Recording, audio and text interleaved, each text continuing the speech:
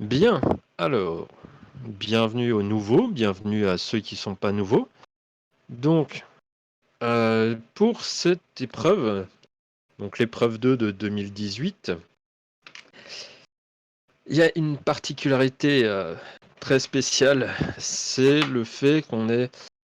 En fait, alors après, ça dépend peut-être des gens, mais en tout cas, clairement, le problème 1 était ardu. Et le problème 2, lui, était au contraire relativement extrêmement simple. Alors quand je dis relativement extrêmement simple, on verra par la suite, je vais vous expliquer un peu tout ça. Mais il y a quand même des choses un peu particulières. Pour le problème 1, c'était de l'arithmétique. Donc pour le problème 1, c'était de l'arithmétique. Ce qu'il faut faire attention, c'est de bien lire tout ce qui est écrit. Et ensuite, on vous parle du fait qu'on utilise 29 caractères différents. Il faut donc bien repérer le fait que 29 est un nombre premier. Dès que vous avez de l'arithmétique, réfléchissez à nombre premier ou pas. Bon, on vous donne un tableau de caractères, donc voilà. Et on vous précise, et ça il faut bien le repérer, on note R, l'ensemble des entiers utilisés dans ce cryptage, c'est-à-dire l'ensemble 0,28, alors avec les doubles barres pour dire que c'est un ensemble d'entiers. Et on définit en dessous f de k, f indice k, l'application de R dans R, qui a tout x de R, associe le reste de la division euclidienne de x puissance k par 29. Ces fonctions sont appelées fonctions de cryptage. Bon, rien de spécial là-dessus, mais en tout cas, il faut bien lire ça pour comprendre la suite. On vous parle d'une partie... Alors, on va commencer avec la partie A, bien sûr. La partie A se nomme premier essai. Eh bien, ça, c'est clairement juste une petite entrée en matière. Alors, du coup, partie A, premier essai. Bon, grand 1, on vous fait faire juste du cryptage. Hein. En fait, c'est juste vraiment une intro, du calcul. Paf, on est content, voilà. On vous dit montrer que quelle que soit la fonction de cryptage choisie, les symboles espace et points sont inchangés.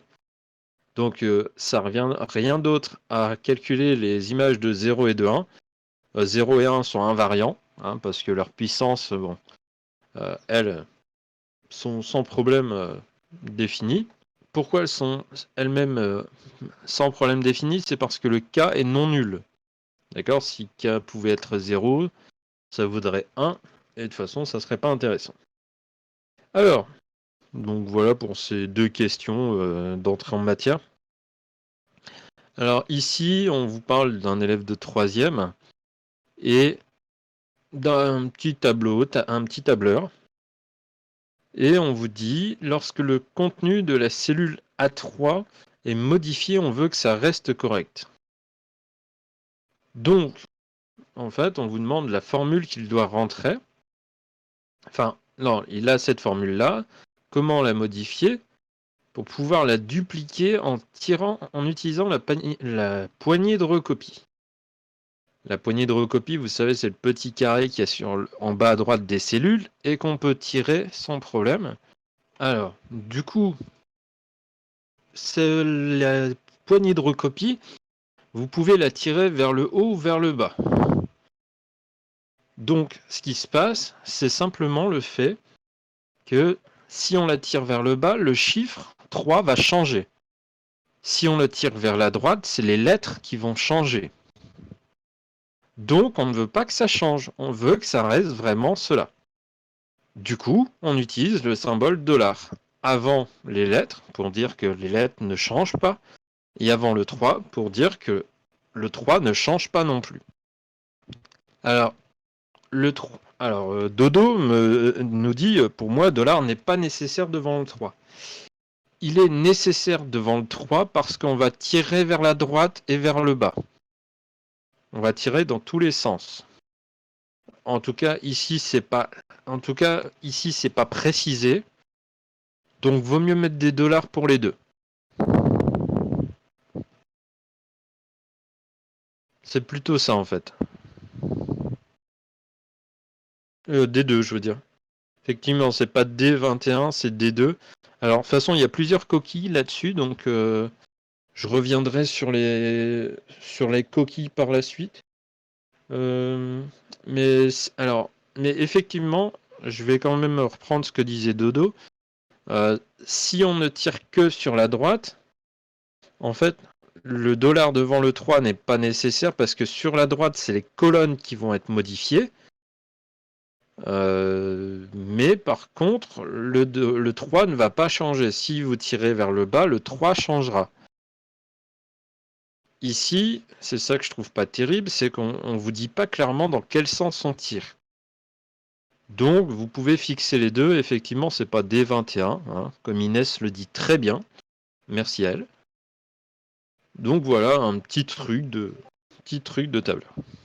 Alors, Audrey me demande les deux exos à chaque fois, les deux problèmes, je suppose, sont-ils notés moitié-moitié? Est-ce que tu parles bien des problèmes ou est-ce que tu parles vraiment plus des parties? Alors, sont-ils notés moitié-moitié ou est-ce que les exos ont une notation différente, les problèmes? On ne voit pas les barèmes, donc voilà. Alors, normalement, les deux problèmes ont la même notation. Clairement, les deux problèmes ont la même notation. Par contre, alors de toute façon, il n'y a pas de barème clair, vraiment, parce que les barèmes sont faits après récupération des copies, après correction d'un paquet de copies représentatifs, et qui permet ensuite de définir un barème sur ce qui se passe. Par contre, l'épreuve 2, les questions de didactique, valent parfois plus que des questions de maths pures. J'aurai l'occasion de vous en montrer, en tout cas surtout dans le problème 2. Il y a des questions que genre des ENS vont mal faire parce qu'ils y connaissent rien en didactique ou en pédagogie, et que à la limite vous saurez faire, et du coup vous aurez plus de points qu'eux. Je vous montrerai, ça sera très clair. C'est aussi pour ça que quand les ENS, il y a des ENS qui passent le CAPES, ils ne réussissent pas tous le CAPES.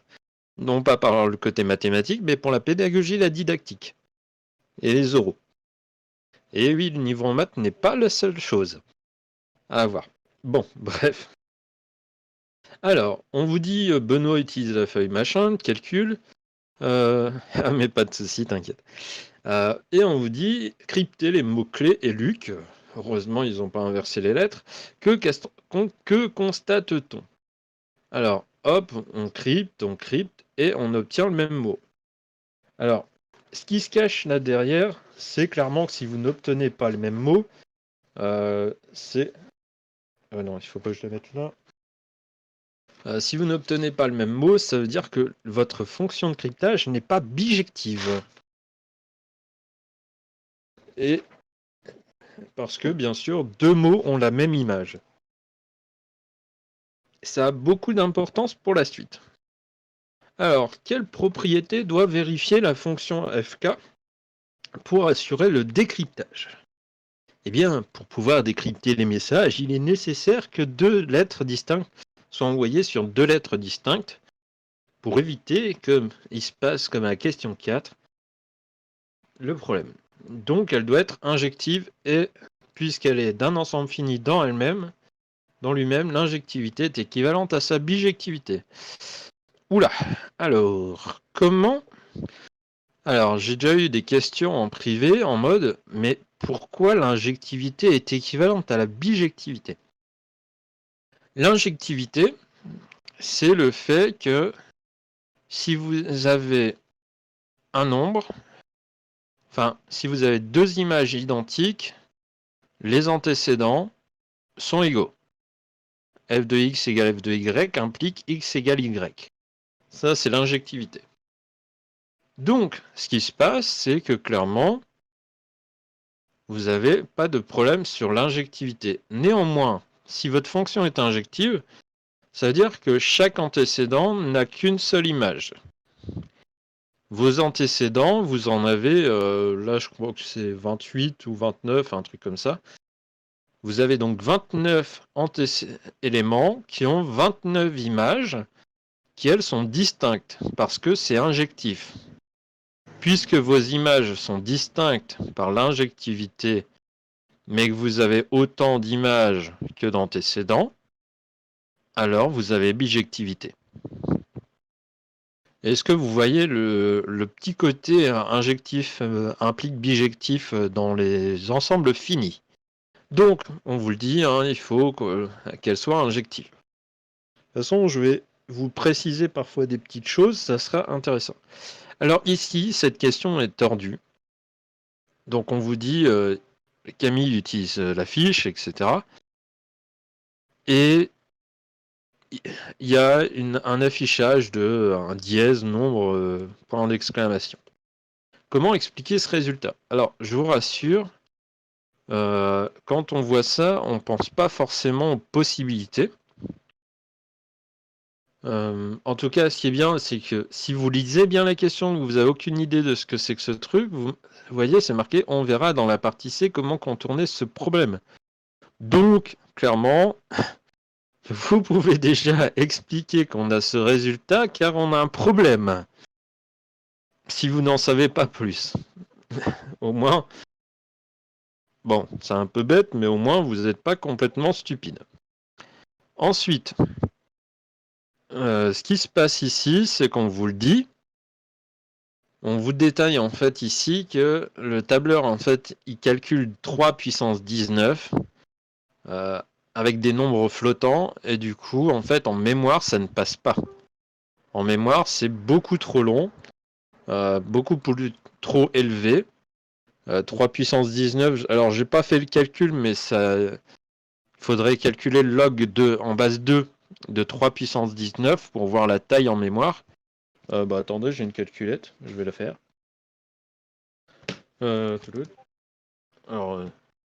Alors, nombre flottant, c'est nombre à virgule. Des nombres à virgule. Hop, log en base 2 de 3 puissance 19. Alors, en base 2, alors, du coup, alors voilà, je viens de le faire, du coup, il faudrait à peu près une taille de 32 bits, donc 32 0 et 1, hein, si vous préférez. 30 0 et 1, pardon, 30 plutôt. Qui fait que c'est déjà une taille énorme pour un ordi. Et c'est plus grand que la plupart des données qu'on utilise en général en informatique. Après, moi, j'ai une calculatrice spéciale. J'ai la CP400, qui est la dernière de Casio. Mais sinon, vous faites ln de 3 puissance 19 sur ln de 2. C'est l'autre forme de log. C'est la petite formule. Mais sinon, parfois, vous avez des logs aussi dans d'autres bases. Mais voilà. Moi, j'ai la chance d'avoir une calculatrice très puissante. Enfin, pas encore assez à mon goût, parce que je la pousse toujours, mais voilà. Donc, on vous dit clairement, ce nombre est trop élevé. Comme je vous dis, 30 bits pour la représenter. C'est quand même énorme par rapport au nombre flottant. Alors, dans certains trucs, c'est possible, mais ici, avec un tableur, en général, ils ne sont pas pris la tête avec des gens qui feraient ça. Donc voilà, le tableur n'est pas capable de calculer son reste modulo 29. Super, vive la technologie. Donc voilà, alors, ok, c'est parti, on va partir pour la partie B. Alors, donc partie B, on vous dit choix de la fonction de cryptage. Et ben, c'est clairement pour résoudre le problème qu'on a eu juste avant. Le fait d'avoir une fonction non bijective qui nous fait coincer en fait pour la démonstration. Alors, on vous dit de façon, on veut déterminer les valeurs K pour lesquelles la fonction permet d'assurer le décryptage. Donc rien d'autre que de trouver les fonctions telles que c'est bijectif. On a ici, vous avez une intro qu'il faut bien lire. On fixe un nombre premier P à un entier relatif tel que P ne divise pas A. Le but étant de démontrer le petit théorème de Fermat qui est là. et on désigne par A l'ensemble ici, cet ensemble-là. Bon, admettons. Alors, on vous dit soit K, un entier relatif, montrer que P divise KA si et seulement si P divise K, en déduire que P ne divise aucun élément de A. Et donc là, vu que c'est un si et seulement si, on raisonne par équivalence. Bon, en fait, ici, c'est quoi? C'est du lemme de Gauss, hein, c'est-à-dire P divise KA, sauf que P ne divise pas A. Bon, soit, il divise K ou il divise A, mais vu qu'il divise pas A, P il divise K. Enfin, ça c'est le classique, c'est le truc le plus classique de tous, que normalement vous devriez savoir faire. Et dans l'autre sens, si P divise K et K divise KA, bah P divise KA, forcément. Et là, bon, il y a une petite contraposée qui est utilisée. Mais en gros, voilà. C'est une question qui est pas non plus très compliquée. Alors, on vous dit pour I appartenant à A, donc l'ensemble 1 à P-1, donc c'est encore des entiers, on note alpha I, le reste modulo P de l'entier IA. Alors, c'est là qu'on va s'amuser, ou pas. Alors, pourquoi je dis ça? Parce que, comme je vous disais, la partie arithmétique est un petit peu horrible. Alors, donc, on vous fait tout un foutoir là-dessus. Alors, que je vous explique un petit peu. Alors, pour que les restes soient tous non nuls, une autre façon de rédiger ça serait peut-être dire que si P divise IA, P divise I, or I est plus petit que P, donc c'est une contradiction et donc le reste est non nul. Voilà donc un exemple de autre démonstration. Par contre, ici, faites bien attention, ici on vous fait deux questions. On veut montrer que tous les restes sont non nuls et qu'ils sont 2 à 2 distincts. Ah ouais, c'est plus simple. En fait, ce qu'ils ont fait, le parti qu'ils ont pris, eux, c'est directement, et c'est ça qui est horrible, en fait, ils ont pris le parti direct de faire des différences, etc. En fait, de montrer que c'est 2 à 2 distincts.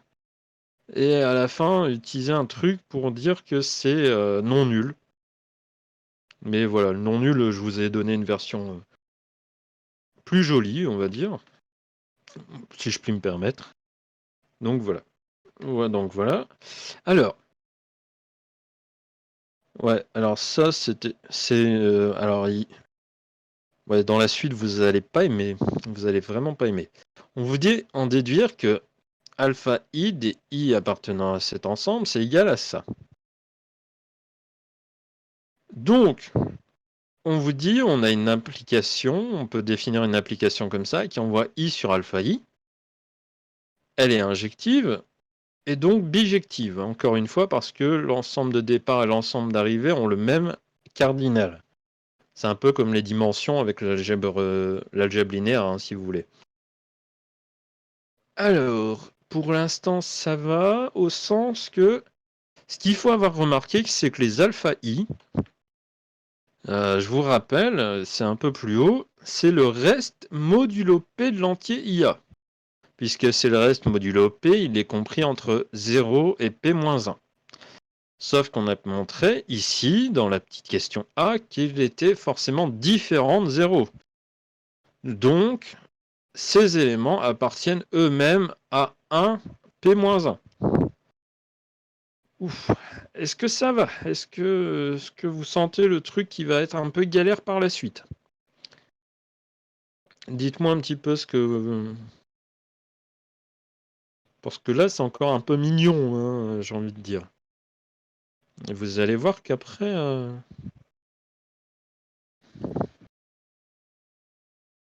Mais vous sentez le truc un peu hard qui va arriver par la suite? Alors, 3. Alors, le 3 a été quand même difficile pour moi bien comprendre ce qu'il y avait là-dedans. Alors, je vous explique un peu cette chose. Donc on vous dit, on appelle P le produit de tous les éléments de A. Établir que P égale A puissance P-1 factoriel de P-1 et que P est congru à P-1 factoriel de P, modulo P. Ah oui, il faut clairement lire le sujet en entier avant de démarrer le jour J. Tu as raison, Dre. Ah oui. Alors, on vous dit d'une part, P égale... Alors, je vous explique un peu vite fait. Ça, c'est bien le produit des éléments de grand A. Les grands A, c'était A, 2A, 3A, etc.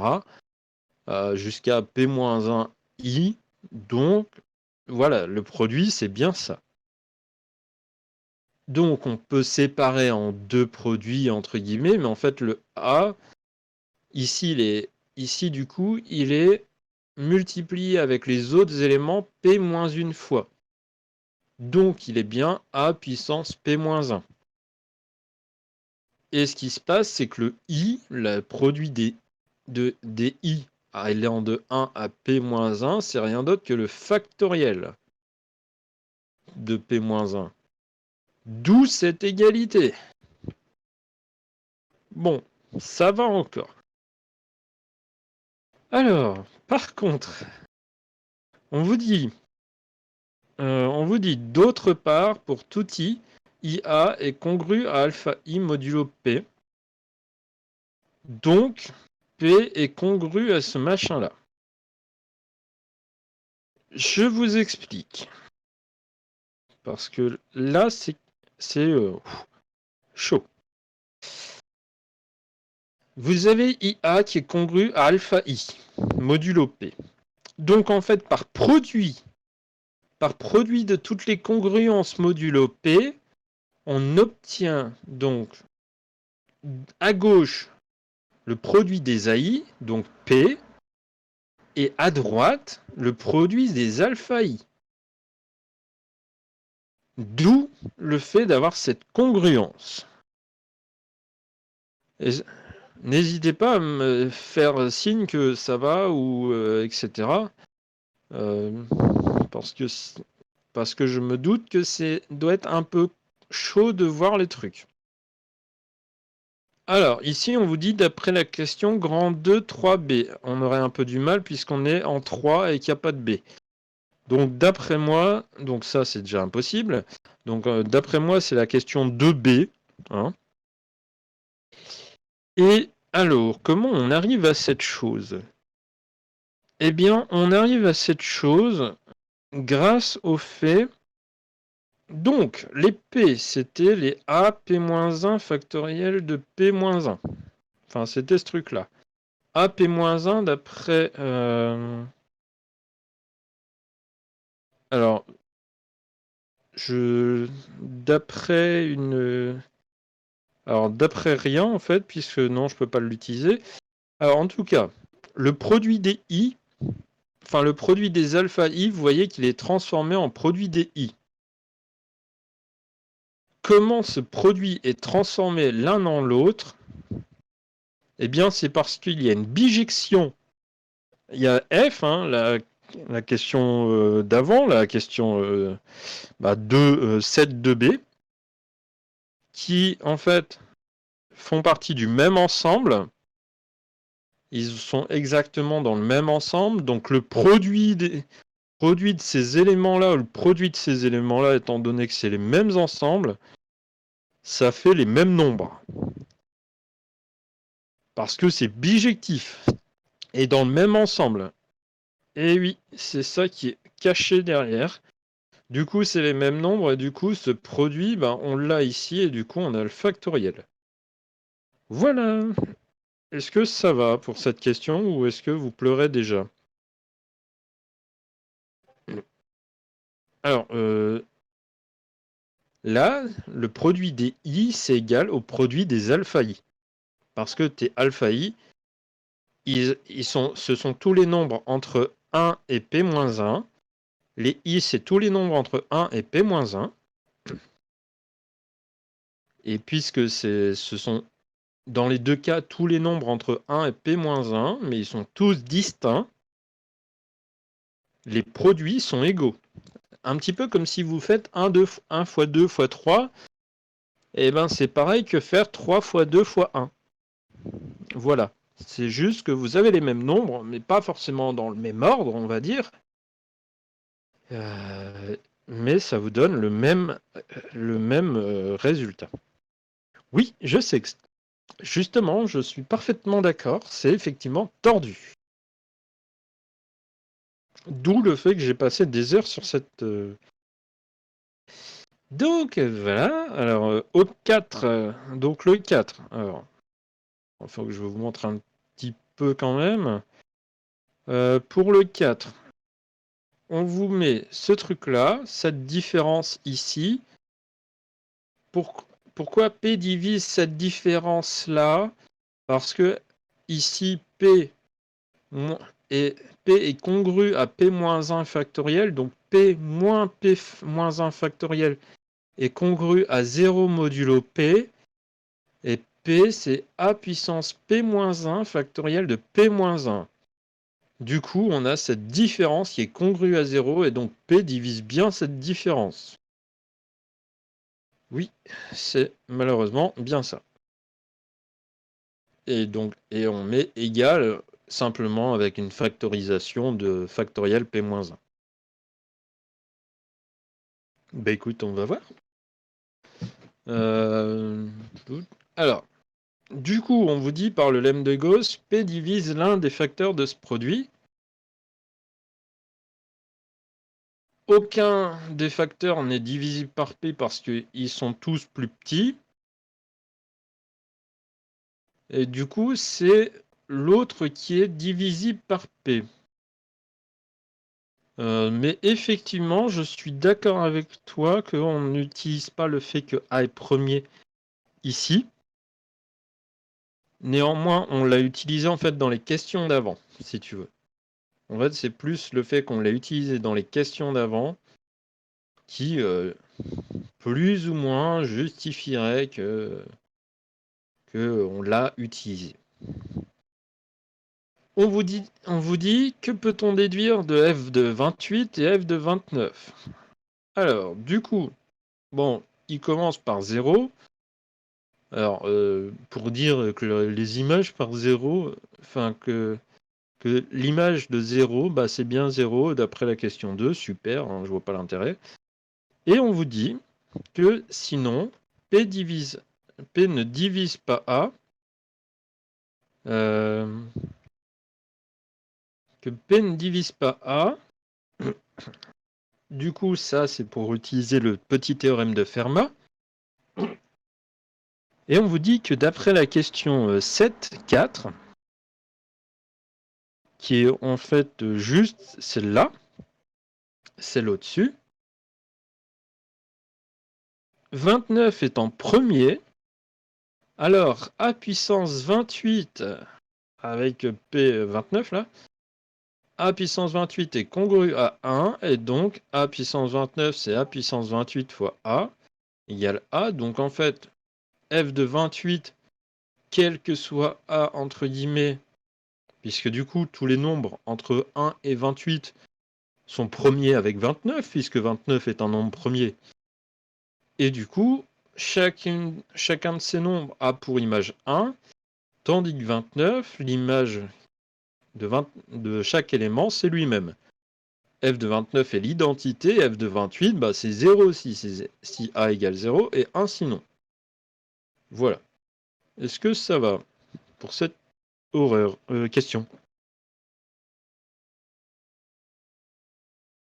Ah, alors pour la Victory me parle du fait du lemme d'Euclide.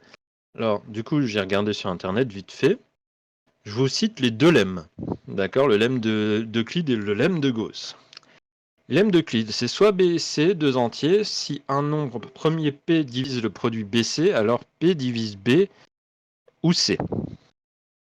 Le lemme de Gauss, c'est soit A, B et C, trois entiers. Si A divise le produit de B et C, et si A est premier avec B, alors A divise C.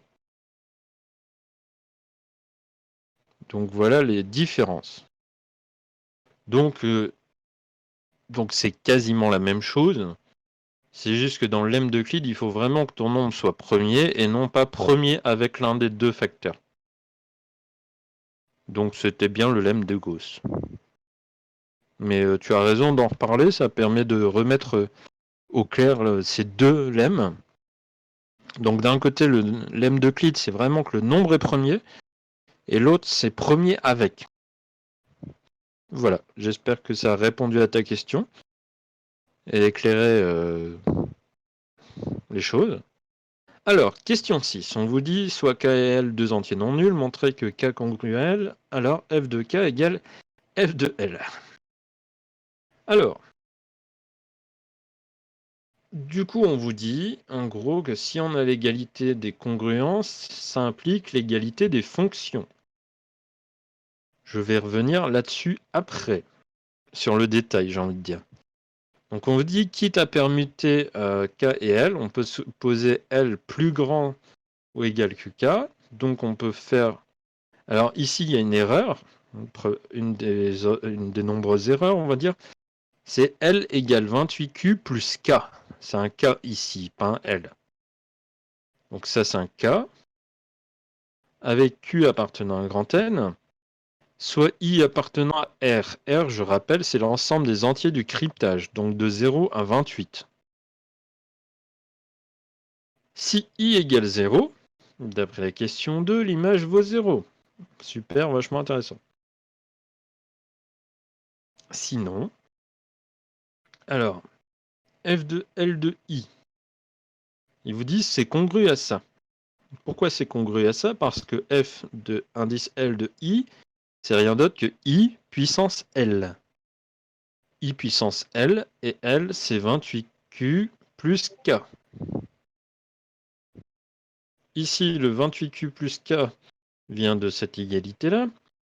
On a donc utilisation des règles de puissance. I puissance 28 puissance Q, I puissance K, I puissance 28, c'est égal à 1 par le théorème de Fermat, d'où le 1 puissance Q. Du coup, ici, on a le 1 qui apparaît, donc on retrouve plus que I puissance K, et c'est rien d'autre que F indice K de I, congru à 29. Donc F de FL de I égale FK de I. En conséquence, FK égale FI. Alors, pourquoi la congruence ici implique l'égalité? C'est ce qu'il va falloir que vous compreniez dans tout ce sujet, et qui est caché. C'est le fait qu'on est dans des ensembles finis. On est dans des ensembles finis de R dans R. Alors de R comme ça, hein, pas le R des réels. Ce R-là dans ce R-là. Donc de 0,28 dans 0,28. Et en fait, les valeurs donc, de la congruence sont, en fait, c'est la même chose. La congruence, en fait, fait que vous avez des valeurs dans 0,28, mais en fait, c'est toujours dans 0,28. Donc, en fait, l'égalité a le même sens que la congruence. Est-ce que vous comprenez ce que je veux dire? Ou est-ce que je parle chinois? Enfin, je parle pas chinois, mais je parle anglais, espagnol, mais j'ai pas fait de chinois. Ok, donc, I appartient à 0,28. F de K, je vous rappelle, c'est le fameux I puissance K modulo 29. Donc, les images FL de I, elles sont forcément plus petites que 29. FK de I, c'est pareil, c'est forcément plus petit que 29. Donc, la congruence, en fait, c'est pareil que l'égalité, parce que de toute façon, vos valeurs sont toujours entre 0 et 28. Donc, que vous mettiez une congruence ou pas de congruence, finalement, vos valeurs, elles vont pas être plus grandes que 29. Donc, ça revient à la même chose. Alors, on vous dit, dans cette question, x désigne un entier naturel premier avec 29. Montrer qu'il existe un plus petit entier naturel, non nul k, tel que x puissance k est congru à 1 modulo 29, et que cet entier k est inférieur ou égal à 28. Cet entier k est appelé ordre de x et est noté petit, enfin, O de x. Alors, donc comme on vous dit, on a soit E cet ensemble-là. D'après la question 17, non 7.4, qui était le coup du théorème de Fermat, il me semble. Je ne l'ai pas renoté. Oui, c'est le coup du théorème de Fermat. 28, il est contenu dans E. Il est contenu dans E, parce que x puissance 28, bah, c'est le coup de x puissance 29 moins 1. Le théorème de Fermat dit que c'est congru à 1 modulo 29. Donc, cet ensemble n'est pas vide. On vous dit par suite, il contient un plus petit élément k qui est donc inférieur ou égal à 28. Pourquoi? Eh bien, c'est simple. L'ensemble E, il est inclus dans n étoiles. Puisqu'il est inclus dans n étoiles et qu'il est non vide, c'est une partie de grand N. Et toute partie grand N admet un plus petit élément. D'ailleurs, ici on parle d'ordre, ordre de x. Derrière, bien sûr, ce qui est caché, c'est l'histoire des cardinales de sous-groupes engendrés par x. Ici, c'est un sous-groupe multiplicatif. Ensuite, on vous dit définition, soit x un entier premier avec 29, on dit que x est primitif modulo 29, si O de x égale 28. X, donc là, ça veut clairement dire que par la suite, x sera primitif. Il faut vraiment le considérer comme ça.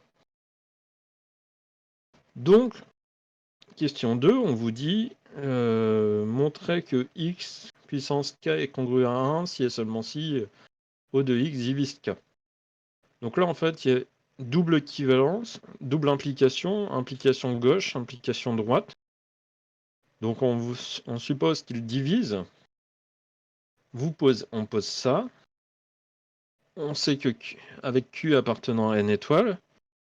Et du coup, on a ce truc-là. Pourquoi on a ce truc-là? Parce que x puissance grand O de x, enfin x puissance petit o, enfin O de x, c'est congru à 1 modulo 29 par la question 8.1. Donc la question d'avant. Donc, comme on vous dit, hein, c'était la définition du fameux ordre, de l'ordre.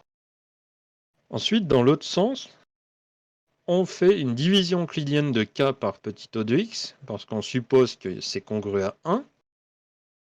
Et encore une fois, on utilise la relation o de x, x puissance o de x, pour retrouver la congruence modulo 1, qui est là.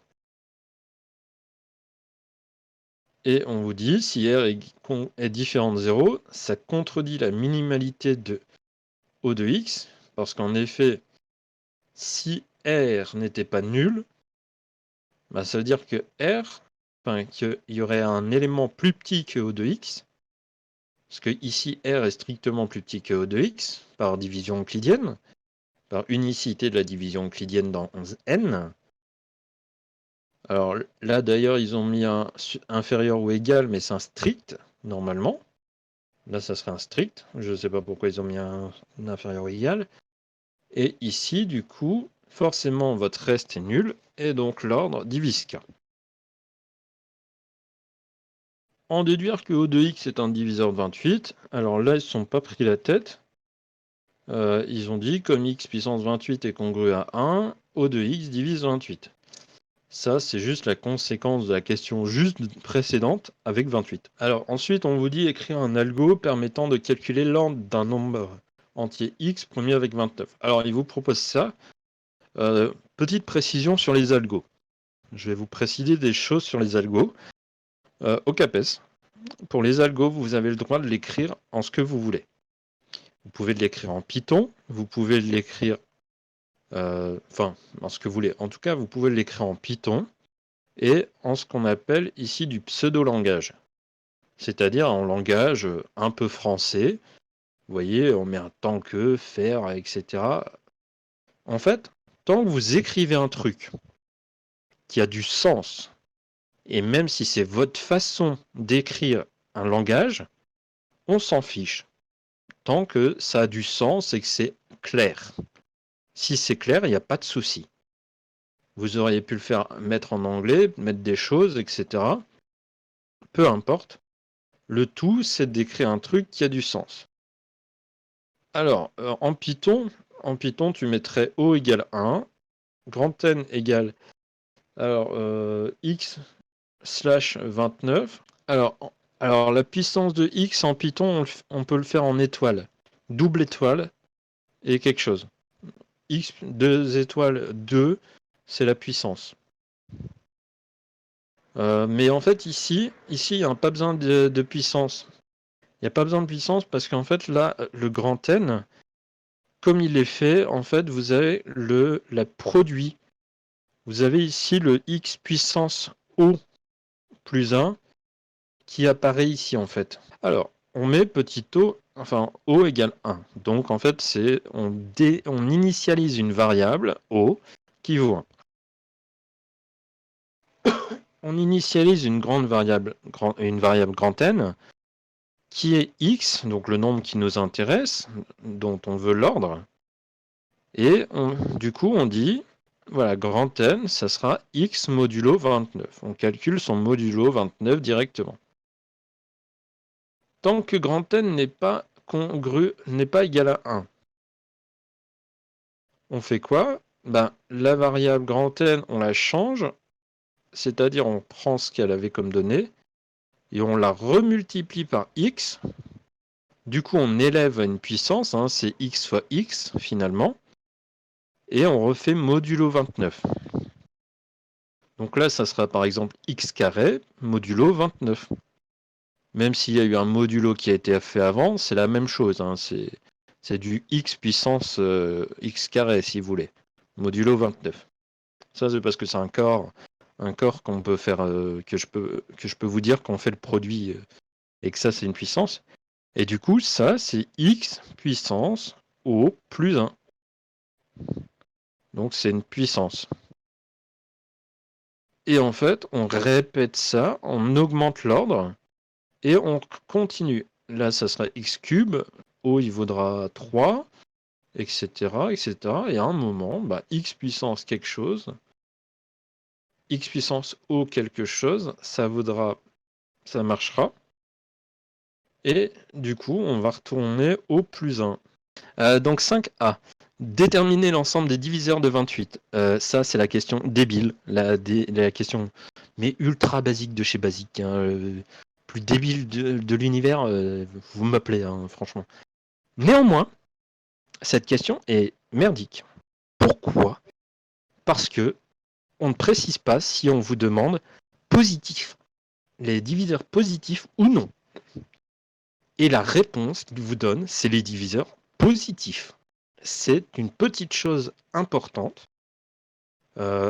Alors, ici, pour comprendre pourquoi ils vous ont mis les diviseurs positifs, ils ne vous le précisent pas, mais c'est parce qu'on s'intéresse au nombre dans les intervalles 0,28.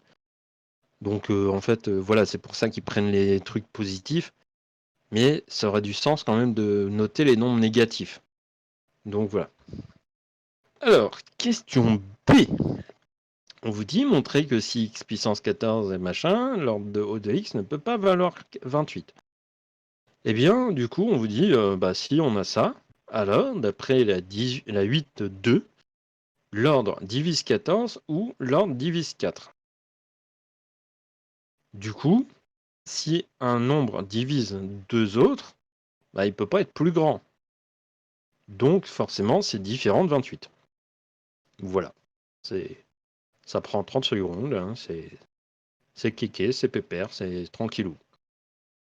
Enfin, je dis ça, mais n'hésitez pas s'il y a une question, ou si vous dites « Oulala, c'est quoi ce foutoir? Je comprends rien !» Faut pas hésiter à me dire.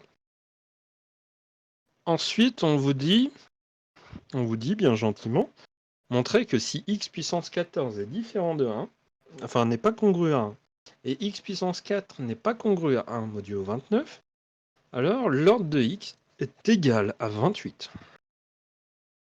Eh bien là, on fait un petit raisonnement sympathique. On vous dit comme l'ordre de x divise 28, bah, l'ordre de x c'est l'un des diviseurs. Jusque-là, rien de spécial. Et vous voyez, on retrouve bien le fait que c'est positif parce que l'ordre est un nombre positif. Souvenez-vous de E dans les questions d'avant, hein, d'où le fait qu'il faut bien comprendre la question, mais qu'elle était quand même mal formulée. Et qu'on ne devrait pas vous enlever de points si vous mettiez aussi les négatifs, les diviseurs négatifs. Mais voilà. En tout cas, ici, voilà, on vous dit, supposons que x puissance 14 n'est pas congru à 1, et x puissance 4 n'est pas congru à 1. Du coup, l'ordre ne divise pas 14, donc il ne divise pas 1, 2, 7 et 14, donc tous les diviseurs de 14. Du coup, bah, il reste 4 et 28. Mais x puissance 4 n'est pas congru à 1. Donc, ce n'est pas non plus l'ordre de x. Donc, l'ordre de x ne divise pas 4, donc bah, il ne reste plus que 28. Ensuite, alors là, ils sont un peu pénibles, hein, parce que ils sont pas ultra clairs. Je m'explique. On dit en déduire que 2 est primitif modulo 29. Youpi! Par multiplication successive de 2, on a 2 puissance 4, 2 puissance 5, 2 puissance 6, 2 puissance 7. Et on vous dit en élevant au carré 2 puissance 14, congru à 144, congru à 28 modulo 29, d'après la question grand 8 5c, O de 2 égale 28. 2 puissance 14, c'est congru à 28 modulo 29. Alors, en fait, si vous élevez au carré 2 puissance 14, ça fera 2 puissance 28. Mais en fait, le 28 qu'il y a ici, il est congru à 2 puissance 14 est congru à 28 modulo 29. Mais en fait, 28 est congru à moins 1 modulo 29. Puisque 28 est congru à moins 1 modulo 29, 2 puissance 14 est congru à moins 1 modulo 29. Donc, si vous élevez au carré 2 puissance 14 et vous élevez au carré moins 1. Et du coup, vous avez 2 puissance 28 congru à 1 modulo 29. Voilà. Voilà ce qui se cache. Et puisque 2 puissance 28 est congru à 1, alors grand O de 2 est égal à 28. L'autre façon, c'est on vous dit, d'après la question 8.5c, en fait c'est celle-là, O de 2 égale 28. Alors comment? Eh bien en fait simplement que x puissance 14 n'est pas congru à 1, x puissance 4, ils l'ont calculé ici, n'est pas congru à 1, et vous avez montré que si c'était pas congru à 1 les deux, alors on avait 28. Wow, on se calme. Alors, en fait, ce qu'ils ont fait, c'est qu'ils se sont servis de la question d'avant. Ils ont gardé 2 puissance 4, alors pourquoi ils ont fait 5, 6, 7, j'en sais rien. Juste pour le calcul, peut-être, pour la beauté du geste. Et en fait, d'après la question précédente, si vous avez 2 puissance 4 qui n'est pas congru à 1 et 2 puissance 14 qui n'est pas congru à 1, alors l'ordre de 2, il vaut 28. C'est la question d'avant. Mais oui, c'est sûrement le 2 puissance 7, c'est pour vous donner le 2 puissance 14. Je pense que c'est juste des petites étapes intermédiaires, histoire de dire bon, si vous êtes des débiles, voyez comment on calcule 2 puissance 14.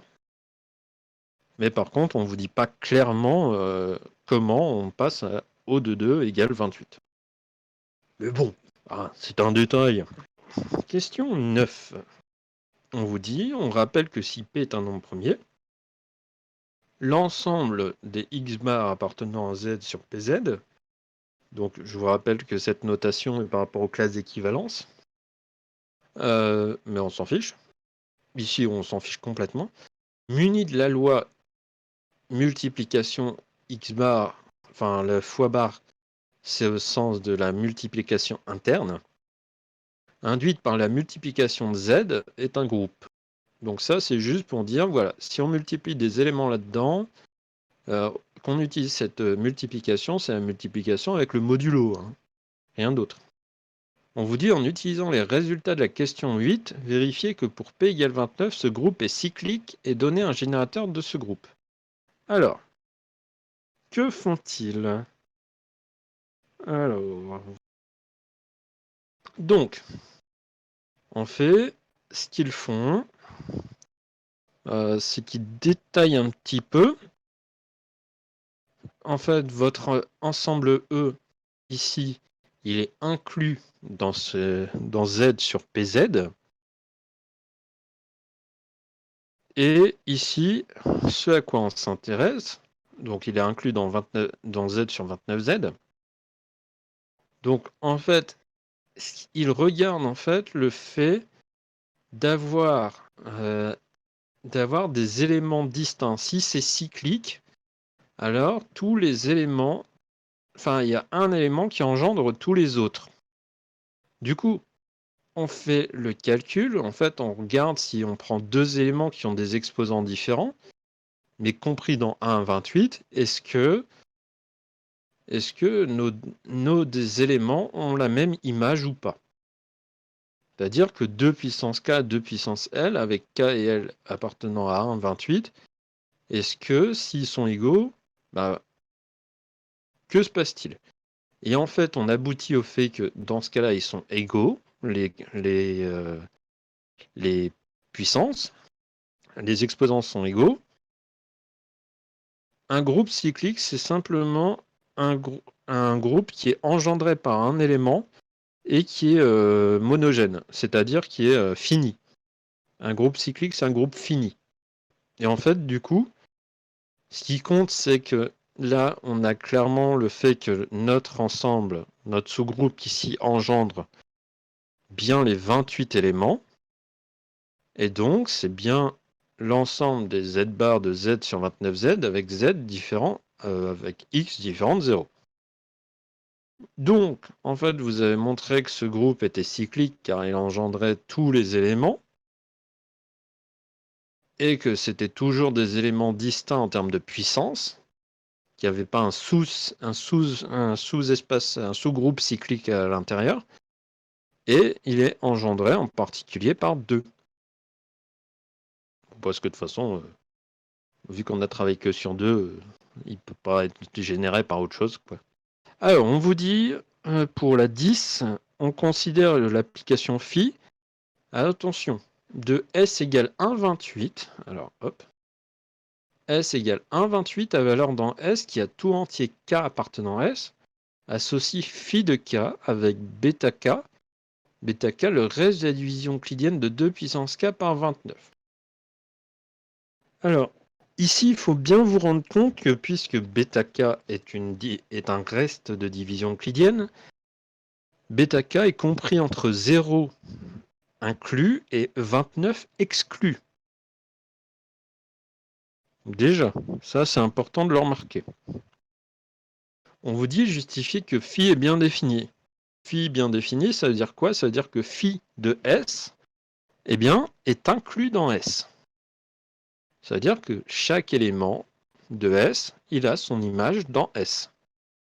C'est ça que ça veut dire bien défini. Et du coup, ici, justement, ce qu'on regarde, c'est, on vous dit, en fait, ce qui prouve ici, c'est le fait que, c'est simplement le fait que vos bêta K ne peuvent pas être nuls. Ils sont tous différents de 0. Donc, bêta K appartient bien à S, parce que je vous ai dit, c'est 0 inclus 29 à cause du reste, 29 exclus, donc 0 inclus, 28 inclus. Mais pour virer le 0, bah, il faut prouver que les bêta K ne peuvent pas être nuls. Et ça, on l'a parce que le 29 ne divise pas 2 puissance K. Par le fait du fait de la primauté de 29 par rapport à 2. Bon, et puis simplement 29 est premier tout court en fait. Donc voilà, forcément les bêta K ne sont pas nuls, et donc bien définis. Alors, petit 2, on vous dit soit K et K', bon, inférieur comme ça, deux éléments de S, établir que phi de K égale phi de K' si et seulement si 29 divise 2 puissance K' moins K moins 1. Alors, ici, on a phi de K égale phi de K'. On vous met, c'est équivalent à 2 puissance K, congru à 2 puissance K', congru à 29. Cette équivalence n'est possible que parce que vous êtes sur un ensemble fini et que vous êtes bien dans A image dans S, qui est 1,28. Et du coup, que ça soit congru ou égal, c'est la même chose. D'accord? C'est là où ça intervient, cette idée que c'est la même chose, le sens de l'égalité ici, parce que vous avez des valeurs de 0 à 28 que la congruence, quoi. Si vous comparez des nombres de 0 à 28 avec le égal, c'est pareil que si vous les comparez avec une congruence à 29. Ils sont toujours égaux, hein, ça change rien. Donc, on multiplie à gauche et à droite par 2 puissance K'. Alors non, on a fait une différence, pardon. Hop, on a factorisé, on a congru 0, donc 29 et divise bien le produit. 29 ne divise pas 2, donc lemme de Gauss, ou lemme d'Euclide, hein, les deux marchent ici, puisque 29 est premier. On me fait pour un petit clin d'œil à Victory. Donc phi de K égale phi de K', équivalent à 29 qui divise 2 puissance K' moins K moins 1. Donc encore une fois, l'équivalence est là parce que l'égalité et la congruence ont le même sens ici. Ils ont vraiment le sens d'égalité, puisque de toute façon, vous avez des éléments qui sont plus petits que le modulo. Alors, on vous dit déduire que phi est injective, puis que phi est bijective. Donc, ici, vous avez juste le truc de la question d'avant, hein, je peux vous le remettre. Cette première ligne, elle vient de là, exactement de ça. Ensuite, de là à là, c'est juste une réécriture. C'est que si 29 divise ça, ce truc-là est congru à 0 modulo 29, donc vous avez ça congru à 1 modulo 29. Hein, c'est juste, on a fait plus 1 des deux côtés. Ensuite, ce truc-là, cette ligne-là, c'est grâce à la question 18.2, qui est le fameux fait que si vous avez 2 puissance quelque chose congru à 1, alors l'ordre divise l'exposant, et l'exposant ici, c'est K' moins K. K' égale K, pourquoi? Parce que O de 2 est minimal, donc K' moins K est égal à 0. Bien sûr, on ne vous le met pas ici. Donc, on a bien prouvé quoi? On a bien prouvé que si on avait phi de K égale phi de K', bah ça implique que K' égale K, cette définition de l'injectivité. Cardinal fini, donc bijectivité. Paf, on a fini. Hop, c'est parti, on avance. On avance parce que correction de 60 heures. Ensuite, ici, en déduire qu'il existe un unique bidule chouette, bah en fait c'est bijectif. Donc il existe un unique. Voilà, c'est juste la bijectivité qui est utilisée. Voilà pour la question. Ah oui, et ici, il ne faut pas se faire avoir par le y congru à 2 puissance x. C'est avec le s, c'est juste de la bijectivité. Et je vous rappelle, ça a du sens par rapport au fait de la fonction qui a. Donc c'est pas gênant, d'accord? Il ne faut pas se faire avoir. Phi est bijectif, donc il existe un inverse. Point. Alors, question 11. Alors, la question 11, en fait, elle est un peu. Il faut bien la lire parce que là, on voit qu'il y a un truc qui appartient à S, là, un truc qui appartient à R. On a des petits trucs ici. En fait, on raisonne, je dirais, un peu par analyse synthèse. C'est-à-dire qu'ici, on dit si 29 divise Z, alors Z puissance K, ce serait congru à 0. Et donc z puissance k serait différent de y, car y appartient à S. Et que y ne peut pas être à 0. Donc 29 ne divise pas z. Hop, comme ça, on exclut le fait que 29 divise z. Ensuite, du coup, si z appartient à R, on a bien l'existence d'un y. Le z est forcément différent de 0 par rapport à ce qu'on a dit avant. Et donc z appartient forcément à S et pas que à R. Je rappelle que R, c'est S union 0. Voilà, en fait, c'est un petite analyse synthèse qui a été fait là. Et puis voilà. Alors, cette question-là, elle est un peu dégueulasse. Donc, on vous dit tout ce foutoir-là, démontrer si seulement 4t moins x est divisible par 28. D'après x2, c'est le fait des applications de 2 puissance quelque chose est congru à 1. Alors, j'ai un peu vous détailler ici un petit peu ce foutoir-là, mais je pourrais pas beaucoup vous donner totalement de détails sur cette question-là. Donc en fait, z puissance k, c'est 2 puissance t dans l'énoncé, donc en fait, d'où le 2 puissance tk. Y, c'est 2 puissance x, donc il est là. Cette ligne-là est équivalente à 2 puissance tk moins x, qui est donc congru à 1, modulo 29. Du coup, c'est équivalent au fait que l'ordre de x, enfin l'ordre de 2 ici, c'est tk moins x, enfin que l'ordre de 2 divise tk moins x. L'ordre de 2, c'est 28, d'après la question 8.2. Du coup, 28 divise tk moins x. Donner une condition nécessaire et suffisante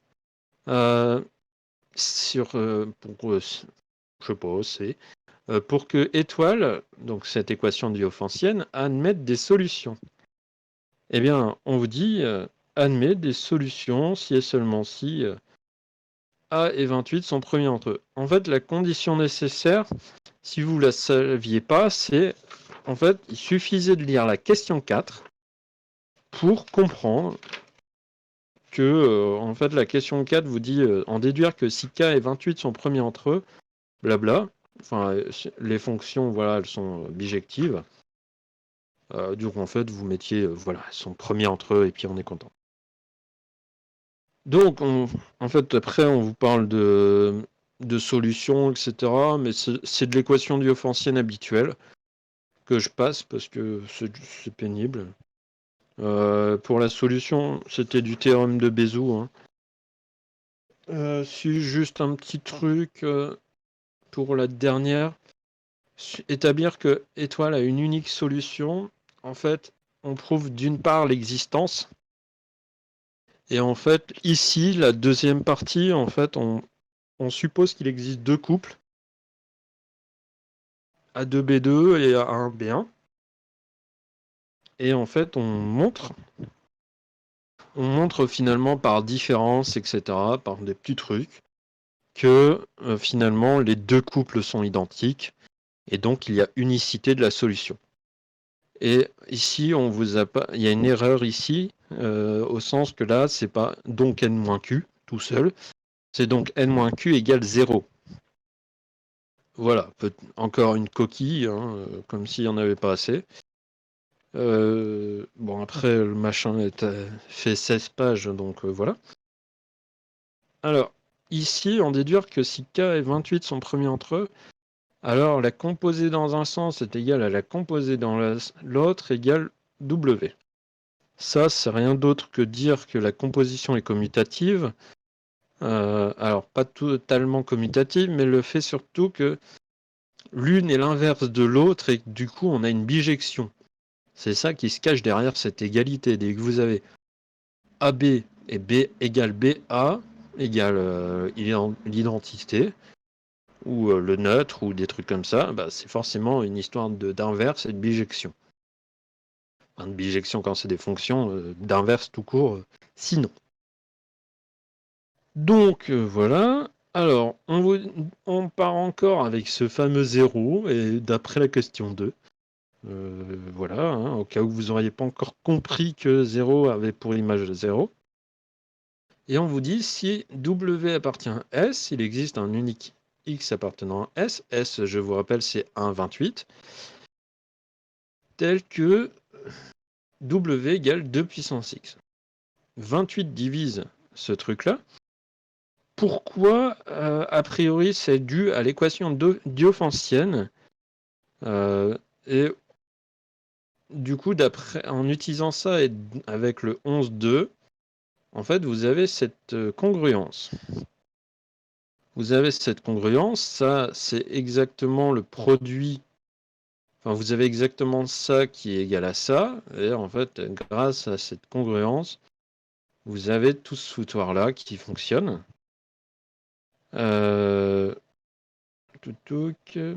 Alors oui, alors le 28 divise ça, d'après 11,2, c'est en fait le fait que 2 puissance ça est congru à 1 modulo 29.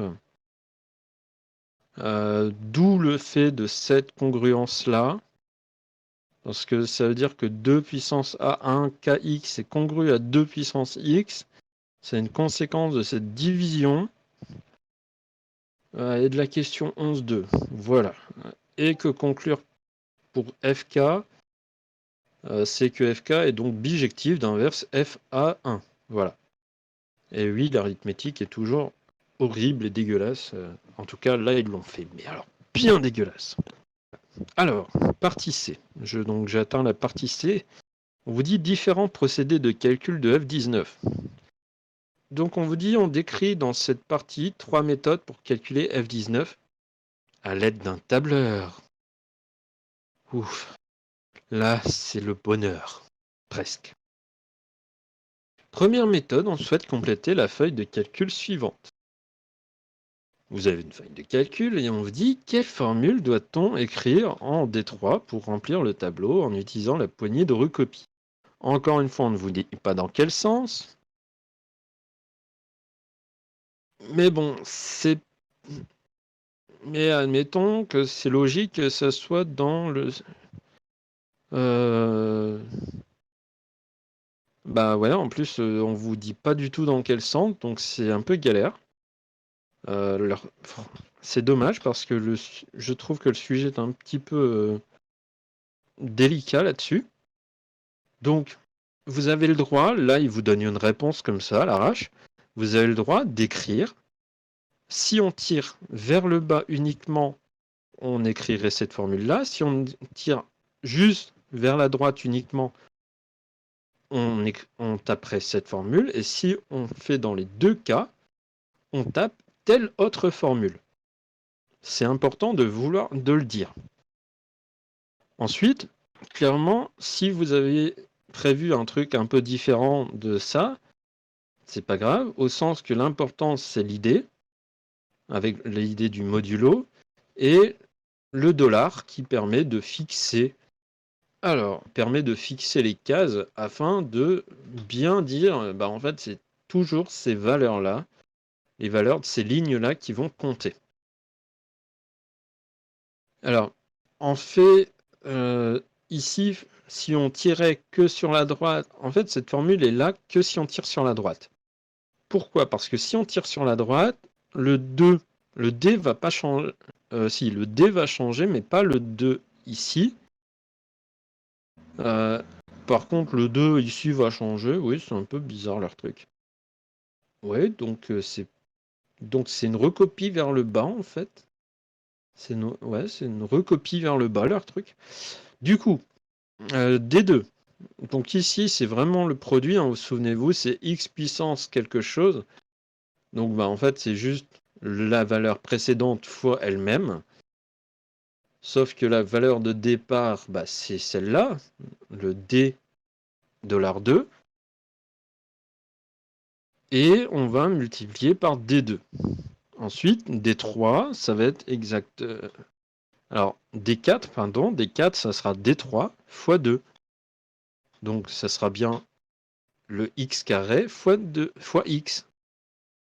Et on va pouvoir tirer comme ça. Donc voilà un petit peu. Alors, je vais vous expliquer cette phrase. Enfin, cette phrase. On vous dit pour remplir chaque colonne, combien de multiplications et combien de divisions euclidiennes par 29 sont-elles effectuées? Alors, en fait, on a clairement 18 multiplications, 18 divisions euclidiennes. Comment compter ça? Simplement que chaque ligne, vous avez une étoile. Vous avez une étoile par ligne et un modulo par ligne.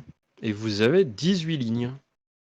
Donc, vous avez bel et bien 18 multiplications et 18 divisions.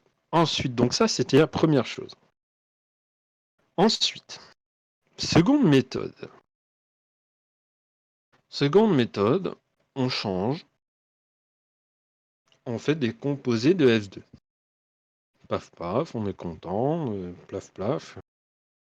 Et on vous dit quelle formule doit-on écrire en D3 pour remplir le tableau, utiliser la poignée de recopie.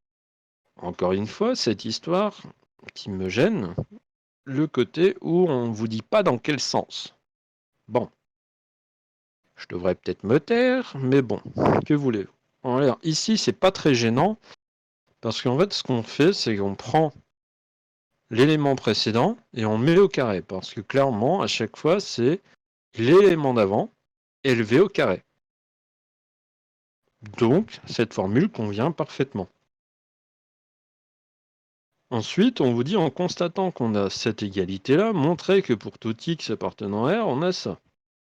Ouh là là! Alors, si vous n'êtes pas complètement teubé, ou en tout cas que si vous avez du mal, c'est pas grave. Là, vous le voyez, vous saurez le faire une prochaine fois. Mais en gros, ici, vous avez donc x puissance 19. Bah, x puissance 19, c'est x puissance 2 puissance 4 plus 2 fois 1, enfin, celui-là. Parce qu'on vous le donne. Hein. Donc x puissance 19, c'est x puissance tout ce truc. Par règle de multiplication, etc., bah, c'est juste ça. C'est ce fameux x puissance 2 à la puissance 4. Alors, par contre, il faut faire attention parce que ici, c'est le 2 qui est à la puissance 4. C'est pas le x qui est au carré et que le tout est à la puissance 4. C'est totalement différent. Faites ultra attention à ça et même avec vos élèves, faites gaffe à ça. C'est pas le x qui a la puissance 2 et le tout qui a la puissance 4, c'est juste le 2 qui a la puissance 4. Donc c'est à la puissance 16. Attention. Du coup, d'où le x puissance 2, puissance 2, puissance 2, puissance 2. Attention à ce truc. Fois le x carré avec le plus 2, fois x avec le plus 1. Et hop, ça vous donne ça. Donc D7, c'est la case où j'ai mis le curseur de la souris. On vous dit, quelle formule doit-on écrire en D7 pour remplir la ligne 7 en utilisant la poignée de recopie, ainsi obtenir F19. Il propose modulo D4 fois D4 fois D2 congru à 29. Du coup, effectivement, vous voyez presque tous ou à peu près qu'il y a un problème. Que cette réponse n'est pas valable. Cette réponse n'est pas valable puisque si vous faites ce qu'ils disent, des 4, c'est-à-dire que vous faites 7 composés 4, cette composée quatrième, fois elle-même, donc au carré, fois D2 qui est fois X. Donc en fait, vous ne faites pas ça, vous faites ça au carré fois X. Ce qui n'est pas le cas. Enfin non, même pas. En fait, D4, c'est celle-là. C'est celle-ci que vous faites au carré fois 4, et du coup, ça n'a pas de sens. Donc, parce qu'en fait, ça au carré, ça vous donne celle-là, et ça vous donne absolument pas celle-là. Donc, cette formule-là est erronée. Effectivement, en fait, la bonne réponse serait D6 fois D3 fois D2, modulo 29. C'est ça la bonne réponse. Parce qu'on a bien D6, donc le premier terme, fois D3, le F2, comme là, et fois D2, le X. D6 fois D3 fois D2. Alors, ensuite, on vous dit, pour remplir chaque colonne, combien de multiplications et combien de divisions euclidiennes par 29 sont-elles effectuées? Alors, il va falloir que vous compreniez un petit truc. Clairement, il se passe une petite chose. C'est pour arriver jusqu'à D6, vous aurez fait 4 multiplications. D'accord? Vous aurez fait les 4 multiplications des précédents termes, puisqu'on les détermine grâce à cette formule. Donc on a besoin en fait des lignes précédentes pour déterminer la dernière. Donc le carré, c'est quoi? C'est une multiplication du nombre avec lui-même. On va considérer que c'est la même chose. Et donc, on a 4 multiplications qui sont là. Ainsi que 4 divisions euclidiennes pour chacune des cases, des cellules. Néanmoins, dans notre formule, on a 2 multiplications en plus et une division euclidienne. Donc on a bien 4 plus 2, ce qui fait 6 multiplications et 5 divisions euclidiennes. Alors, troisième méthode, on est là avec du F3. Et on vous dit, tiens, quelle formule doit-on remplir? Bah, encore une fois, hein, c'est celle-là. Bon, rien de spécial ici. C'est juste de la compréhension d'énoncé, de la compréhension de ce qui se passe, d'où le modulo. On vous dit en constatant qu'on a ça, donner une formule permettant de calculer F19 à partir de la formule. Donc là, pareil, hein, c'est juste de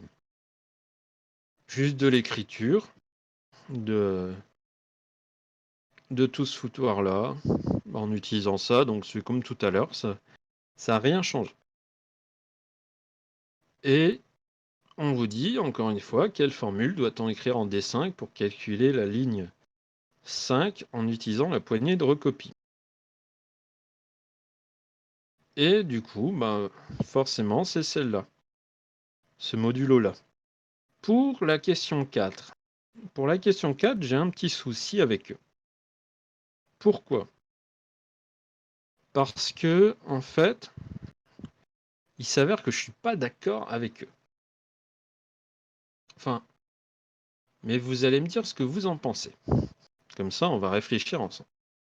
Pour moi, le calcul de F3, donc cette case-là, ça demande 2 multiplications puisque c'est une mise au carré.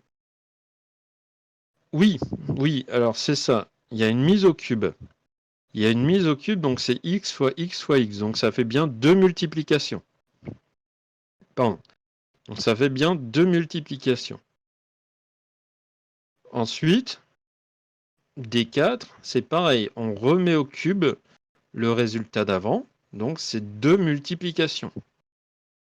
Et par contre, c'est le 3 que je ne suis pas d'accord. Le 3, je ne suis pas d'accord parce que le 3 viendrait de cette formule-là. Et pour moi, dans cette formule-là, à cause du carré, pour moi, il n'y a que 2 multiplications également.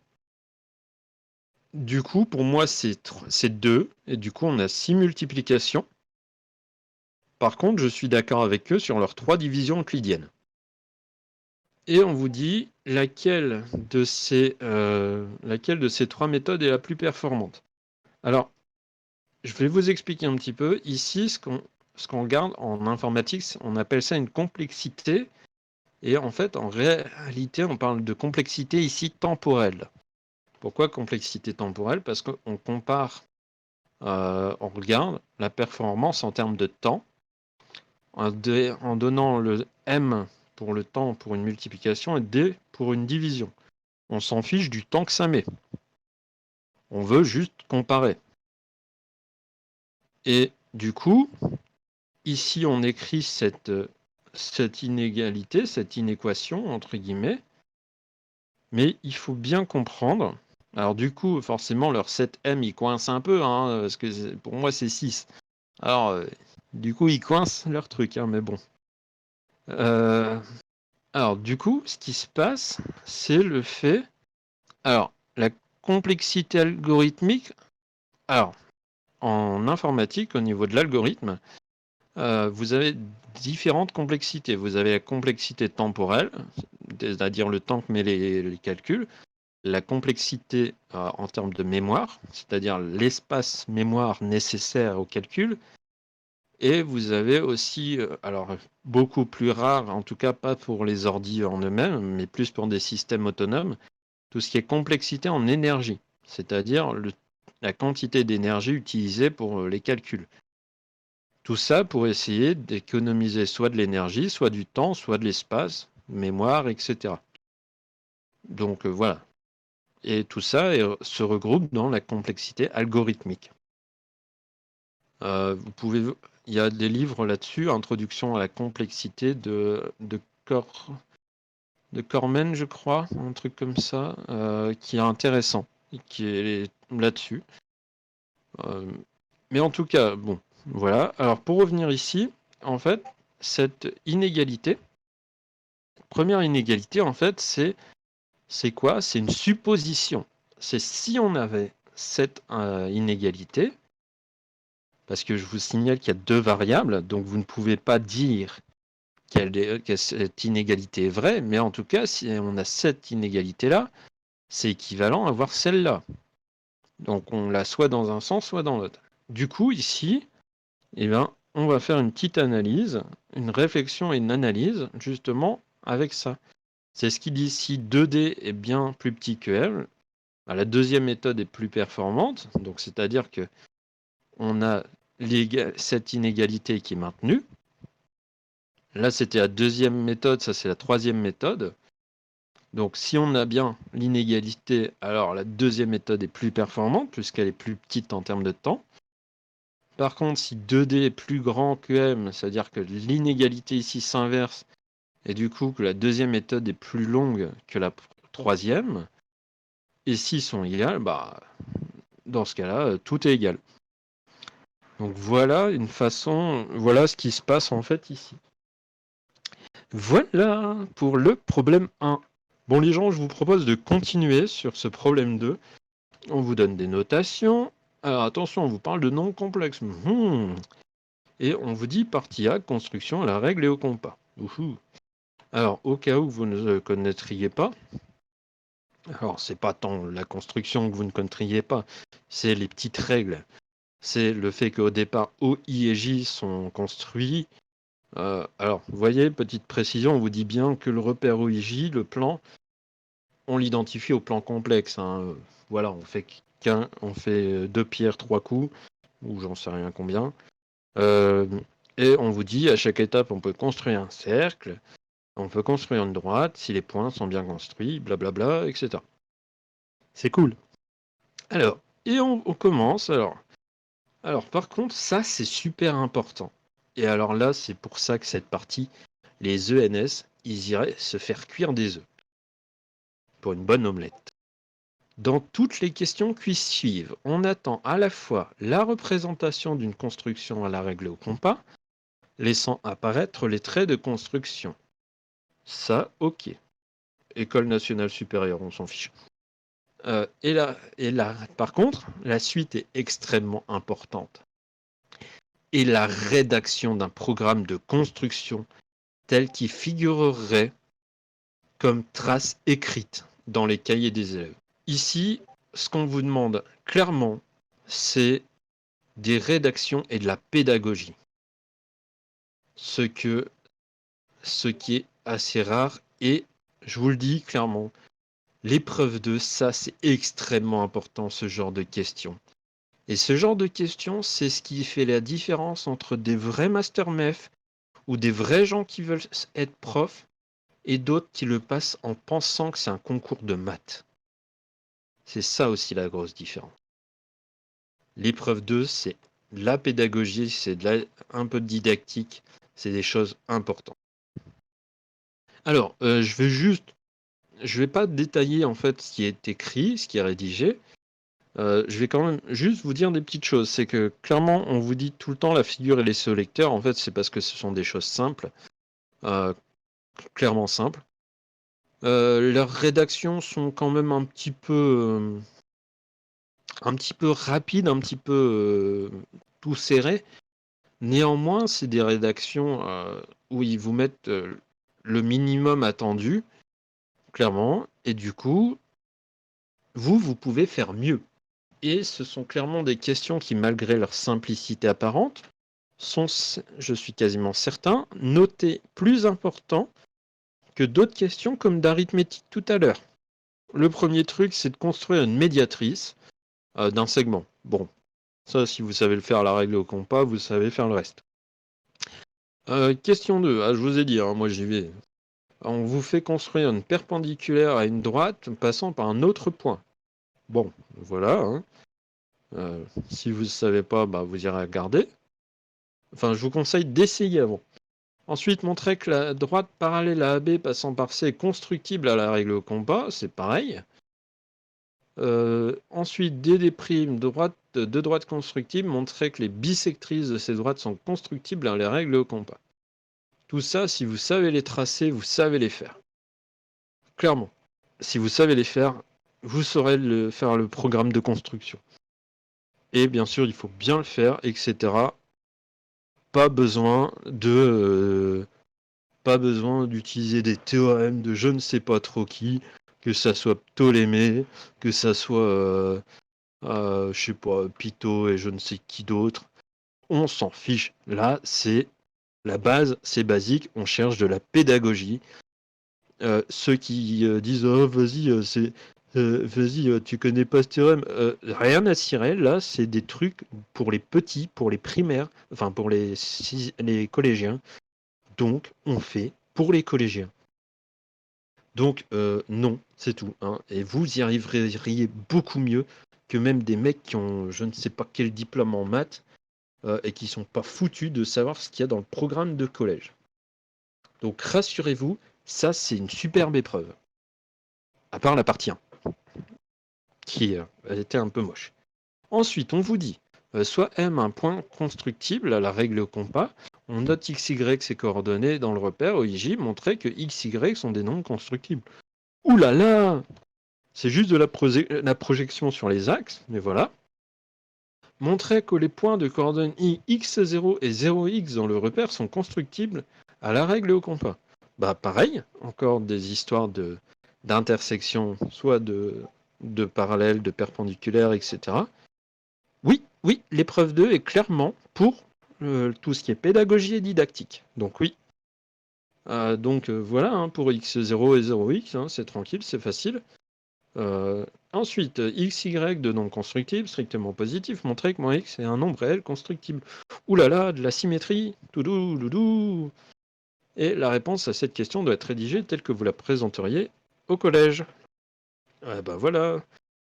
Montrer que x plus y et x moins y sont constructibles. Ouh là là. La réponse doit être rédigée comme on la ferait à classe de collège, pas comme si on était dans des olympiades ou je ne sais quelle chose de compétition qui ne sont pas ici intéressantes, puisqu'on est là pour tout un public, pour n'importe quel public. On est ouvert pour accepter tout le monde. Et rien ne vaut la collaboration. Bref.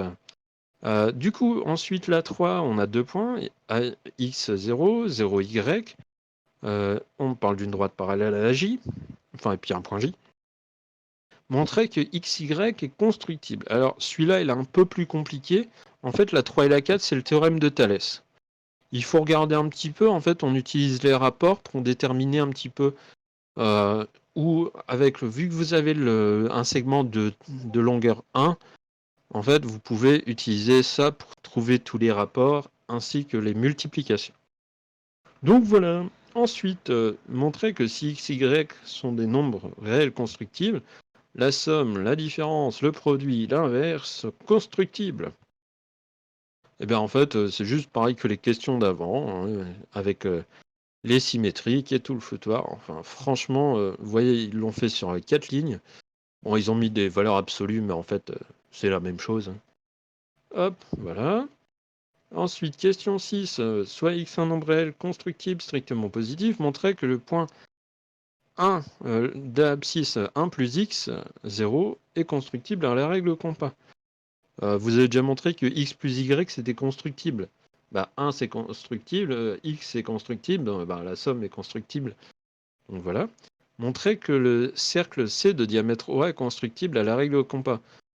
Vous savez trouver un milieu, hein, grâce à la médiatrice. Donc forcément, il est constructible, donc le cercle est constructible. Ensuite, B.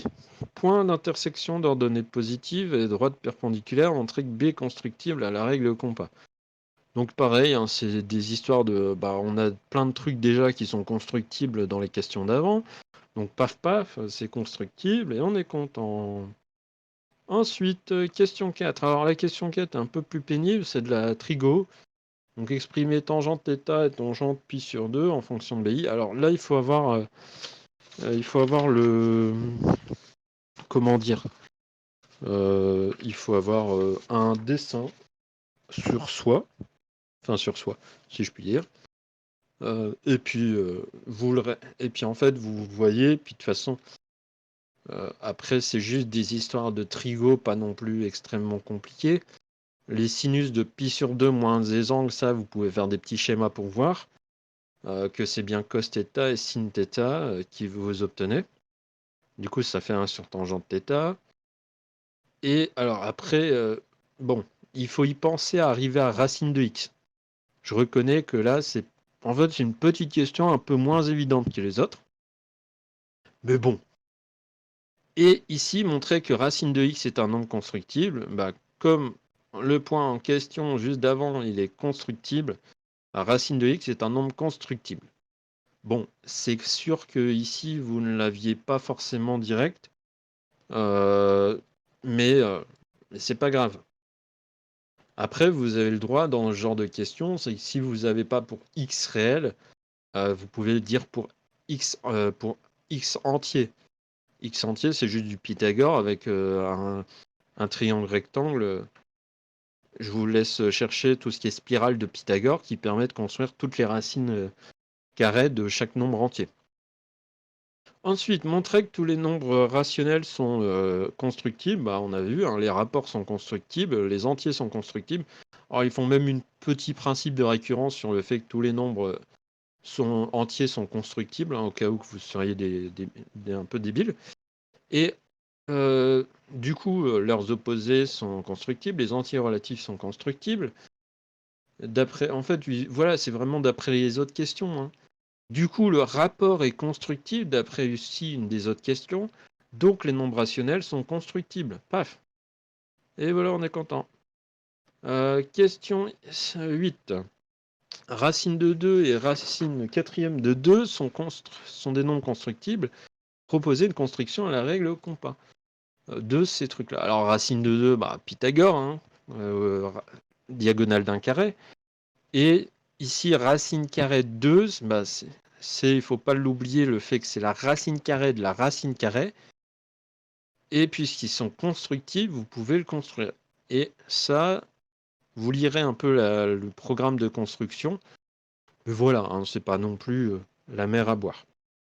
Bon, bah, attaquons la suite. On est gentil, on vous dit n est un entier naturel supérieur ou égal à 3, sinon ça n'a pas de sens. Et on vous dit soit M0, bidule chouette. Alors on vous donne des détails. On vous dit résoudre dans C l'équation Z puissance n égale 1. Ah, enfin un peu de nombre complexe. Ou, oh mon dieu, au choix.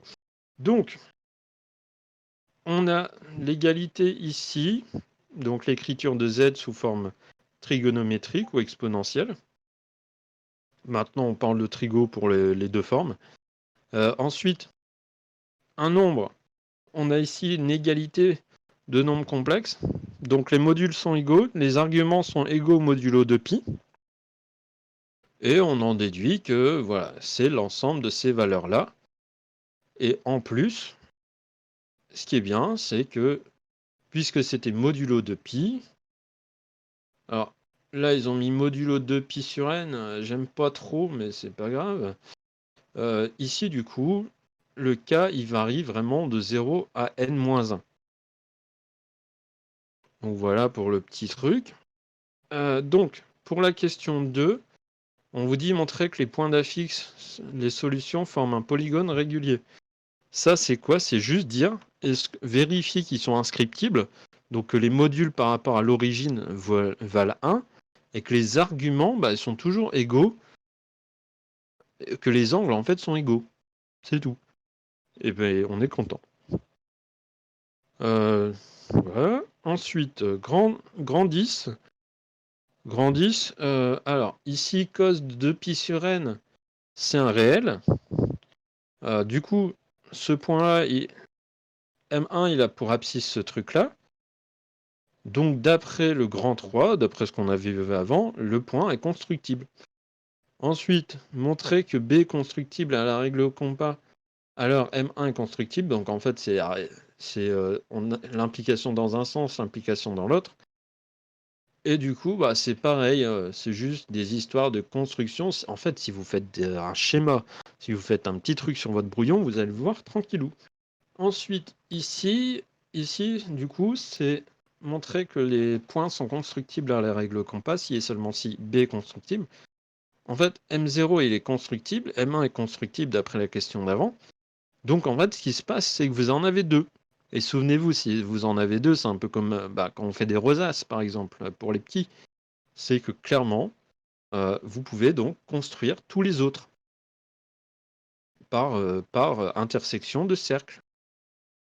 Donc, il n'y a aucun problème sur le fait que ça soit constructible. Ensuite, grand 12. Grand 12. Alors ici, on vous dit N3, N4, N6. Alors, pareil, hein, c'est cette histoire de constructibilité. Par contre, là, ce qui change, c'est la valeur du point B, enfin ses coordonnées. Et du coup, en fait, vous avez juste à proposer des programmes de construction pour chacun. Et puis, paf, ça fait que ça fonctionne, sans problème. Alors, ici, c'est ici que ça commence à... Ici, ils se sont dit, tiens, on va pas se casser la tête. Alors, pourquoi je dis ça? Parce qu'il y a il y a plusieurs coquilles là-dedans.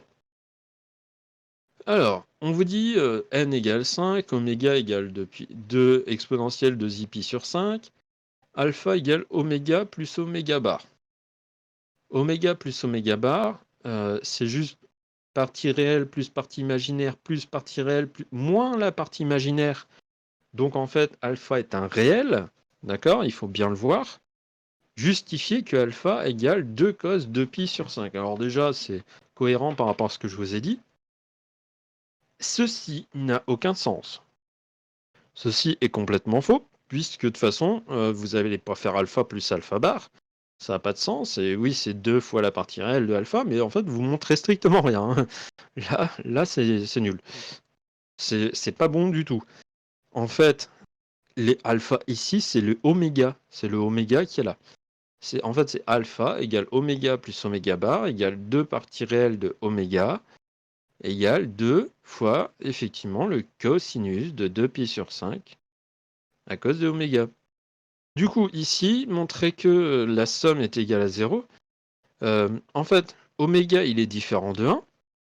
Pourquoi? Parce que c'est exponentielle 2pi sur 5.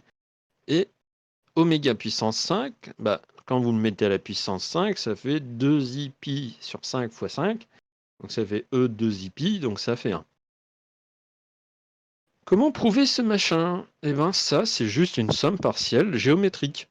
C'est une somme géométrique, une somme de termes d'une suite géométrique. Du coup, vous avez ça. Oméga puissance 5, c'est 1. Donc 1 moins 1, ça vaut 0. Et paf, vous êtes content.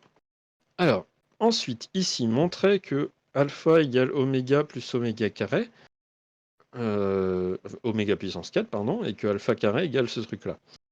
Alors, ici, donc on a oméga bar égale oméga puissance 4. Parce que ici, en fait, pourquoi on fait ça? C'est parce qu'on sait qu'alpha, c'est oméga plus oméga bar. Donc, pour montrer que c'est oméga plus oméga puissance 4, bah, on montre que oméga bar, c'est oméga la puissance 4. Du coup, c'est juste un calcul de changement d'argument. Et paf, on montre le truc que c'est la même chose. Donc, alpha, c'est bien oméga plus oméga puissance 4. On développe. On fait en fait juste l'identité remarquable. Et ici, oméga puissance 5, eh ben, ça vaut 1, parce que c'est une racine cinquième de l'unité. Et ici, oméga puissance 8, c'est quoi? C'est oméga puissance 5 fois oméga puissance 3. Oméga puissance 5, c'est 1. Donc il reste oméga 3. Et c'est ça. Alors, en déduire que 1 moins alpha plus alpha carré égale 0. Puis que le cosinus égale ça. Et bien, du coup, en fait, grâce aux questions d'avant, en fait, vous écrivez les égalités, vous renversez, vous changez les valeurs que vous avez de ce qu'on a des trucs d'avant. C'est juste du calcul, en fait. Et on obtient une équation du second degré en alpha qui se résout, puisque ici, en plus, on a alpha réel, donc c'est une résolution habituelle, hein, avec le discriminant. On a les racines, et alpha est positif plus haut, donc on a cette égalité-là, on a ce nombre-là. Et on est content. Voilà. En déduire que M0, etc., M4 sont des points constructibles, bah, simplement, vous avez moins 1 plus racine de 5 sur 4.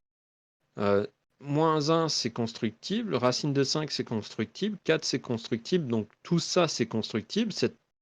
Cette valeur est constructible. Donc, les points sont constructibles. Et donc, voilà. Et on vous dit, hein, d'après bidule, regardez, d'après 7, d'après 6, 5, d'après 5, d'après 3, d'après 12.